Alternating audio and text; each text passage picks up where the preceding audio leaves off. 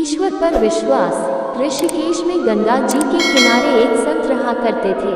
वह जन्मांध थे और उनका नित्य का एक नियम था कि वह शाम के समय ऊपर गगनचुंबी पहाड़ों में भ्रमण करने के लिए निकल जाते और हरि नाम का संकीर्तन करते जाते।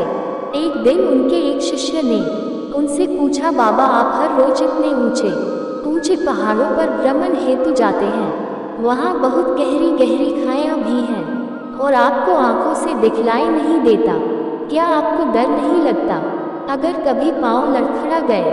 तो बाबा ने कुछ नहीं कहा और शाम के समय शिष्य को साथ ले चले।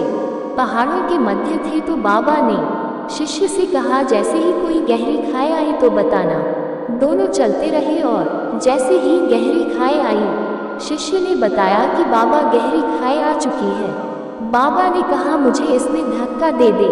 अब तो शिष्य इतना सुनते ही सकपका गया।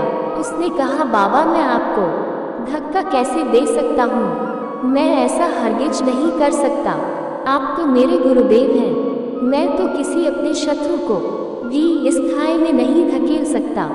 बाबा ने फिर कहा, मैं कहता हूँ कि मुझे इस खाई में धक्का दे दो, यह मेरी आज्ञा है और मेरी आज्ञा की अवहेलना करोगे तो नरकगामी होगे।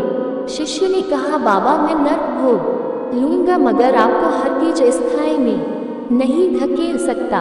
तब बाबा ने शिष्य से कहा, रे नादान बालक, जब तुझ जैसा एक साधारण प्राणी मुझे खाई में नहीं धकेल सकता तो बता मेरा मालिक भला कैसे मुझे खाई में गिरने देगा? उसे तो सिर्फ गिरे हुओं को उबारना आता है, गिरे हुओं को उठाना आता है, वह कभी भी किसी को गिरने नहीं देता।